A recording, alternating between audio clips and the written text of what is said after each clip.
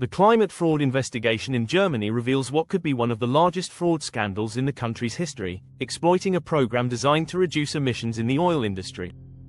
Initially, the scheme was aimed at allowing oil companies to invest in emission-reducing projects abroad, like in China, to fulfill their climate obligations in Germany. In return, these companies would receive carbon credits. However, criminals took advantage of the system to fabricate projects, leading to a massive fraud worth billions of euros. This intricate deception involved fake or exaggerated carbon credit projects in China, stretching from the approval process in Germany to oil fields across eastern China, particularly the Shengli oil field. The fraud was centered around a scheme that allowed oil companies in Germany to invest in projects that would lower emissions in other countries, including China.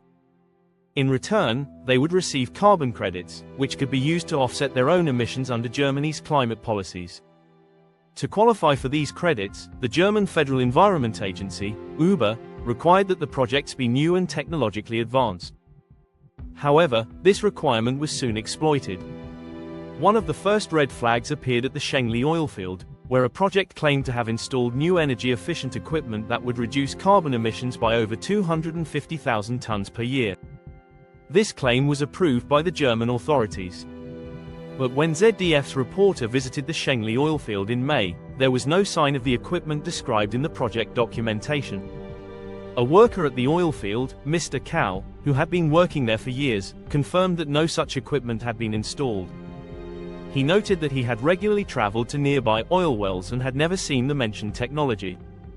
The investigation team then visited the company that was supposed to have installed the equipment, only to discover that its listed address led to an abandoned chicken coop. This investigation triggered a deeper look into a series of similar fraudulent projects across China.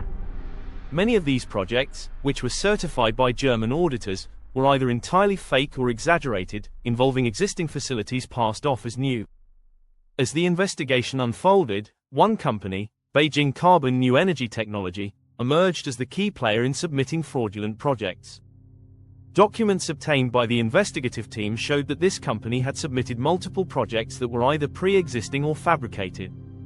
Some companies, which had supposedly been listed as project proponents, reported that Beijing Carbon had forged their documents without their consent. One such company sent a letter to the German authorities, claiming that Beijing Carbon had altered project data without authorization, triggering a broader investigation. Beijing Carbon, a company founded in 2011 by a former Chinese energy official and her family, appeared to have orchestrated a complex network of shell companies and sub-companies, enabling the submission of fake projects under various names. These projects were then approved by German auditors, and carbon credits were granted in exchange for large sums of money. The company's deceptive practices were compounded by the fact that the German authorities relied on private auditing firms to verify these projects, rather than conducting direct inspections. The auditing process itself became a significant area of concern. According to the German system, auditing was outsourced to private, specialized companies, which were responsible for checking the technical data and conducting site inspections. However, many of these auditors either failed to spot the fraud or, in some cases, were complicit in it. The investigation revealed several inconsistencies in auditors' reports, such as discrepancies between what was reported and what satellite images showed.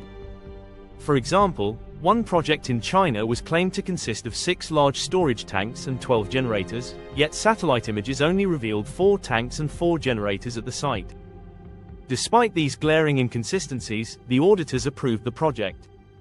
The fraud extended to a network of auditing firms, with 2 companies, Muller BBM Cert and Verico SCE, repeatedly certifying projects from Beijing Carbon.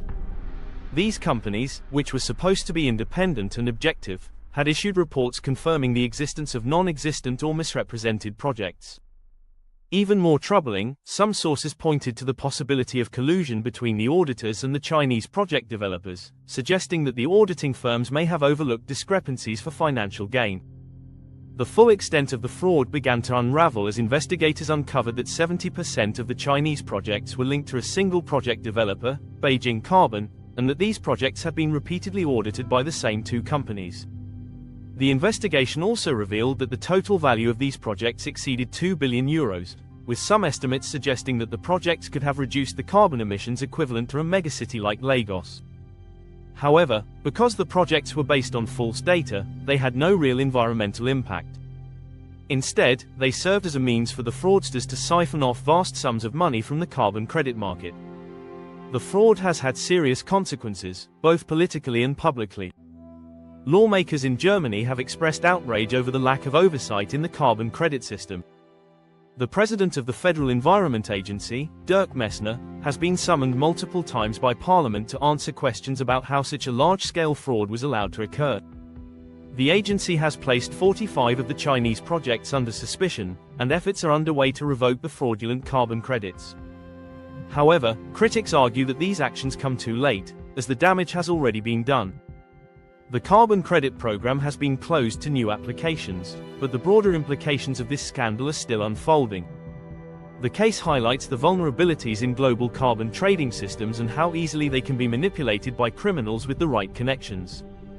The fraud was made possible by a combination of inadequate oversight, reliance on private auditing firms with potential conflicts of interest, and the lack of direct inspections.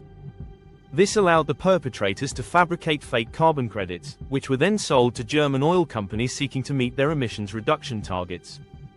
Despite efforts by German authorities to mitigate the damage, the scandal has raised serious questions about the integrity of international climate protection programs.